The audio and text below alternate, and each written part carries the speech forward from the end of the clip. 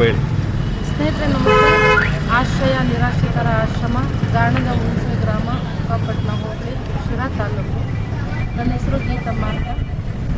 ಸ್ನೇಹಿತರೆ, 2020ರಿಂದಲೂ ಕೂಡ ನಾನು ಆಶ್ರಮ ನಿರಾಶ್ರಿತರಾಗಿ ನಡೆಸ್ಕೊಂಡು ಬರ್ತಾ ಇದ್ದೀನಿ.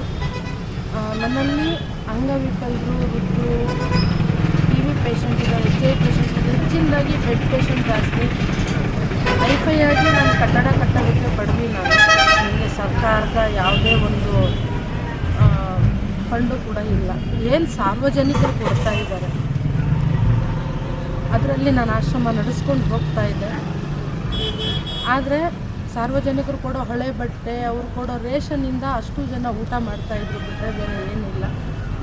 ನಮ್ಮ ಶಿರಾ ತಾಲೂಕಿನೆಲ್ಲ ಮಾಧ್ಯಮದವರು ಕೂಡ ಬಂದು ಸುದ್ದಿ ಮಾಡಿ, ಅವರು ಸುದ್ದಿನ ನೋಡಿದಂಥವರು ಕೆಲವರು ಬರ್ತ್ಡೇನ ಆಚರಣೆ ಮಾಡ್ಕೊಳ್ಳೋದು ಅದೆಲ್ಲ ಮಾಡಿಕೊಂಡು ರೇಷನ್ ಸಹಾಯ ಮಾಡ್ತಿದ್ದರಿಂದ ಆಶ್ರಮ ನಡೀತಾ ಇತ್ತು. ಅದ್ರ ಮಧ್ಯದಲ್ಲಿ ಅನೇಕ ಕಷ್ಟಗಳು, ನೋವುಗಳು ಬಂದರೂ ಕೂಡ ಅದನ್ನು ನಾನು ಎದುರಿಸ್ಕೊಂಡು ಆಶ್ರಮ ನಡೆಸ್ತಾ ಇದ್ದೆ. ನನ್ನಲ್ಲಿರುವಂಥ ಎಲ್ಲ ತಂದೆ ತಾಯಿಗಳನ್ನ ನಾನು ಚೆನ್ನಾಗಿ ನೋಡ್ಕೊತಾನೂ ಇದ್ದೆ. ಇನ್ನು ಆಶ್ರಮಕ್ಕೆ ಅವರೇ ಬರೋರು, ನೀವೇ ಕರ್ಕೊಂಡು ಹೋಗ್ತಾ ಇದ್ದೀರಾ ಬಂದು? ಇಲ್ಲ, ಸ್ಟೇಷನ್ಗಳಿಂದ ಕಳಿಸಿದ್ದಾರೆ. ಪಬ್ಲಿಕ್ ಫೋನ್ ಮಾಡಿದಾಗ ನಾನು ಬಂದಿದ್ದೀನಿ ಕರ್ಕೊಂಡು ಅವ್ರಿಗೆ.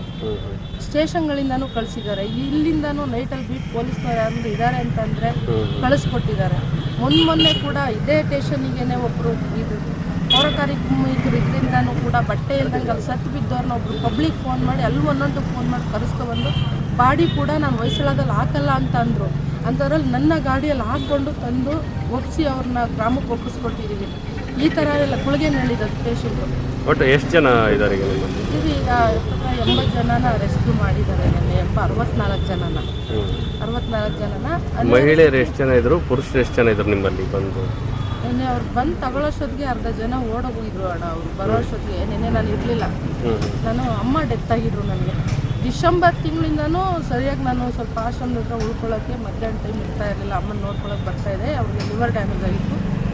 ಡಿಸೆಂಬರ್ ತಿಂಗಳಿಂದನೂ ಇವತ್ತಿಗೆ 14 ದಿನ ನನ್ನ ತಾಯಿ ಸತ್ತು. ಅವ್ರನ್ನ ನೋಡ್ಕೊಳ್ಳೋವಂಥ ಪರಿಸ್ಥಿತಿಯಲ್ಲಿ ಬೆಳಗ್ಗೆ ಹೋಗ್ತಿದ್ದೆ, ತರಕಾರಿ ಎಲ್ಲ ಕೊಟ್ಟು ಏನೋ ಒಂದು ಸ್ವಲ್ಪ ಅಡುಗೆ ಮಾಡಿಟ್ಟು ಬರ್ತಾಯಿದ್ದೆ. ಮಧ್ಯಾಹ್ನ ಮತ್ತೆ ಸಂಜೆ ಹೋಗಿ ನೈಟ್ ನೋಡ್ತು ಮತ್ತೆ ಬರ್ತಾಯಿದ್ದೆ. ಕಷ್ಟಪಡ್ತಾಯಿದ್ದೆ. ನನಗೆ ತಾಯಿ ಇರೋದು ಒಬ್ಬಳೇ ಅಂತ. ತಾಯಿ ಡೆತ್ ಆದರೂ ನಿನ್ನೆ ಕಾರ್ಯ ಇತ್ತು. ಇದು 4 ದಿನದಿಂದ ಪ್ಲಾನಿಂಗ್ ಮಾಡಿರೋದು. ಅಲ್ಲ ಮೇಡಮ್, ಇದು ನಿಮ್ಮದು ಆಶ್ರಮ ರಿಜಿಸ್ಟರ್ಡ್ ಅಥವಾ ಅನ್ರಿಜಿಸ್ಟರ್ಡ್? ರಿಜಿಸ್ಟರ್ಡ್ ಆಗಿದೆಯಾ? ಸರ್ಟಿಫಿಕೇಟ್ ಕೊಟ್ಟಿದ್ರಲ್ಲ? ರಿಜಿಸ್ಟ್ರೇಷನ್ ಆಗದೇ ಪೊಲೀಸ್ ಅಧಿಕಾರಿಗಳು ಲೆಟ್ರ್ ಕೊಟ್ಟಿದ್ದಾರೆ ನನಗೆ.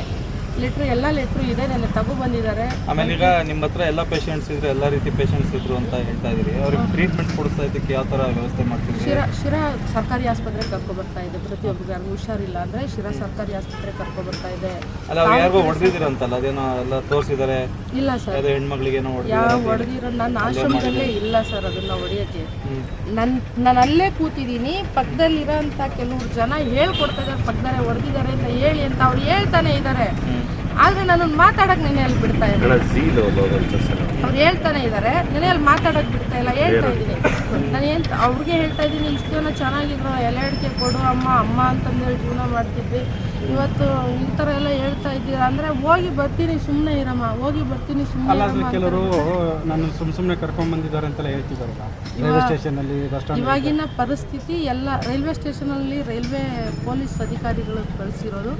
ತುಮಕೂರಿನ ರೈಲ್ವೆ ಸ್ಟೇಷನ್ನ ಆಟೋ ಚಾಲಕರುಗಳು, ಅಲ್ಲಿನ ಪೊಲೀಸ್ ಅವ್ರಿಗೆ ಗೊತ್ತಿದೆ ಸರ್. ಅಲ್ಲಿಂದ ಕೆಲವರು ಸಂಘ ಸಂಸ್ಥೆಗಳು ಕೂಡ ವಿಡಿಯೋ ಮಾಡಿಕೊಂಡೇ ಕಳಿಸ್ಕೊಟ್ಟಿದ್ದಾರೆ.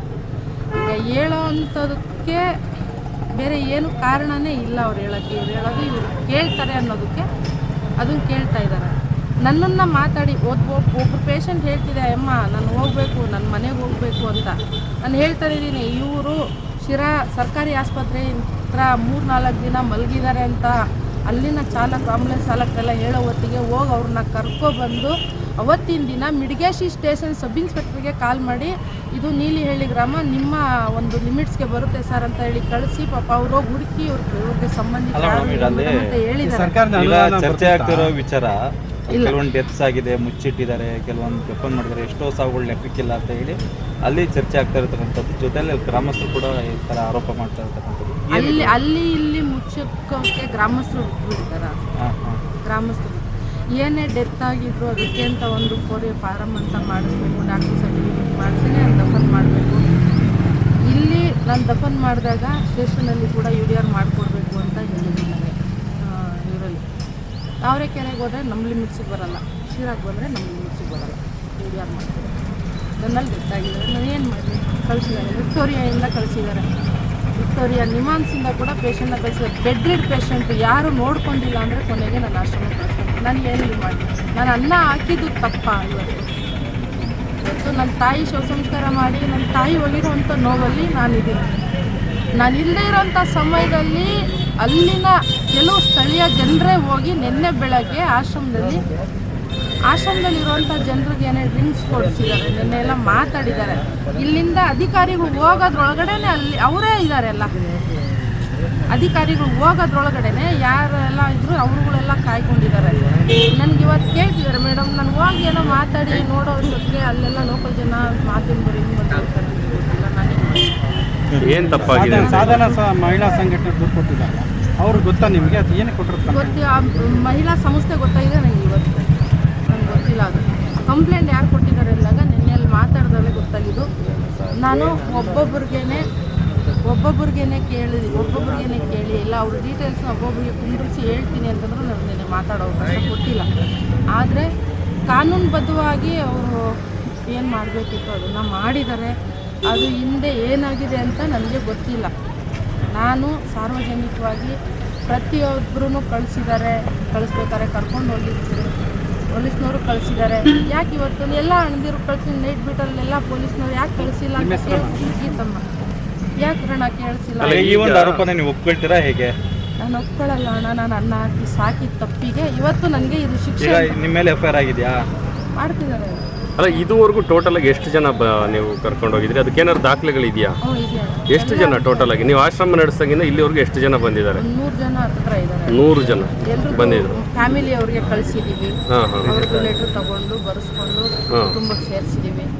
ಕೆಲವರು ಇಲ್ಲಿಂದ ಮಂಗಳೂರು ಪೊಲೀಸ್ ಸ್ಟೇಷನಿಂದ ಕೂಡ ಬಂದು ಪೊಲೀಸ್ನವರು ಲೆಟ್ರ್ ಕೊಟ್ಟು ಕರ್ಕೊಂಡು ಹೋಗಿದ್ದಾರೆ. ಇಷ್ಟೊಂದು ರಿಸ್ಕ್ ತೊಗೊಂಡು ನೀವೇನಕ್ಕೆ ಮಾಡ್ತಿದ್ರಿ? ಇಷ್ಟೊಂದೆಲ್ಲ ನೀವು ಫೇಸ್ ಮಾಡ್ಕೊಂಡು ಇವಾಗ 4 ಜನರಿಗೆ ಏನೋ ಒಂದು ಒಳ್ಳೇದು ಮಾಡಬೇಕು. ನನ್ನ ಪರ್ಸ್ನಲ್ ಸಮಸ್ಯೆ, ನಮಗೆ ಅಂತ ಯಾರೂ ಇಲ್ಲ. ನನಗೆ ಅಂತ ಒಂದು ಸಣ್ಣ ಪಾಪು ಇದೆ. ಏನೋ ನಾವೊಂದು 4 ಜನರಿಗೆ ಅನ್ನ ಹಾಕಬೇಕು.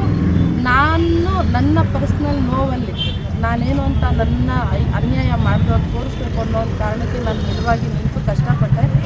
ಇವತ್ತು ಸ್ಥಳೀಯರು ಯಾರು ಕೊಟ್ಟಿದ್ದಾರೆ ಅಂತ ಗೊತ್ತಿಲ್ಲ. ಸಾಧನ ಸಂಸ್ಥೆಯವರು ಬಂದು ಯಾವತ್ತೂ ನನ್ನ ಹತ್ರ ಆಗಲಿ ಆಶ್ರಮದಲ್ಲಾಗಲಿ ನೋಡಿಲ್ಲ. ಸುಮ್ಮನೆ ಕೊಟ್ಟಿದ್ದಾರೆ. ಮೇಡಮ್ ಬಂದು ಕೂಡ ತನಿಖೆ ಮಾಡುವಷ್ಟರಲ್ಲಿ ನಿನ್ನೆ ಕೆಲವು ಅಲ್ಲಿನ ಒಟ್ಟಾರೆ ಈಗ ಎಲ್ಲ ತನಿಖೆಗೆ ನೀವು ಸಿದ್ಧರಿದ್ದೀರಿ, ನೀವೇನು ತಪ್ಪು ಮಾಡಿಲ್ಲ ಅಂತ. BP ಶುಗರ್ನ control ಮಾಡ್ಕೋಬೇಕಾ? 100% ನಿಮ್ಮ BP ಶುಗರ್ನ ಕಂಟ್ರೋಲ್ ಮಾಡ್ಕೋಬೇಕು ಅಂತಂದರೆ ಬೆಟ್ಟದ ನೆಲ್ಲಿಕಾಯಿಂದ ಮಾಡಿರೋಂಥ ನಮ್ಮ ಜೀನಿ ಶುಗರ್ ಆಮ್ಲನ ಯೂಸ್ ಮಾಡಿ BP ಶುಗರ್ನ ಕಂಟ್ರೋಲ್ ಮಾಡ್ಕೊಳ್ಳಿ.